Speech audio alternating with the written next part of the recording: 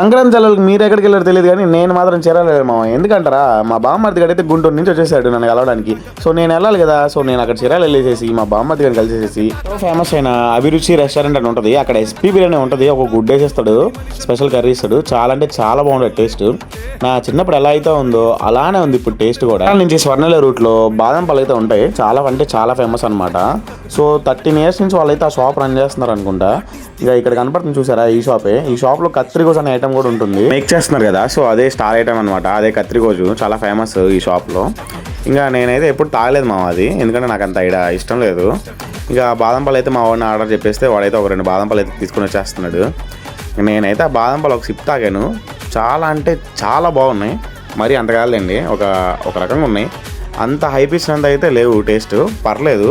ఒకవేళ నేను వెళ్ళినప్పుడు సరిగ్గా కుదరలేదేమో. మేమైతే బాదం పాలు తాగేసి సురేష్ మాల్కి అయితే వెళ్ళాము, చీరాల్లో ఉన్న. ఇదైతే హీరో వెంకటేష్ గారి థియేటర్ మామ. సో రవితేజ సినిమాకి అయితే మేము వెళ్ళిపోయాము.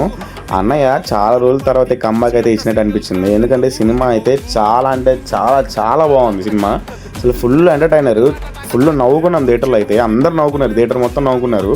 మీరు ఎవరైనా వెళ్ళకపోయింటే ఒకసారి సినిమా అయితే చూడండి, చాలా అంటే చాలా బాగుంది. మిగతా సినిమాలు అయితే నేను చూడలేదు, అవి కూడా చాలా బాగున్నాయని టాక్ వచ్చింది. ఇంకా ఇల్లు అయితే దగ్గర మేమైతే నడుచుకుంటూ వెళ్తాం. ఓకే, ఉంటా బాయ్.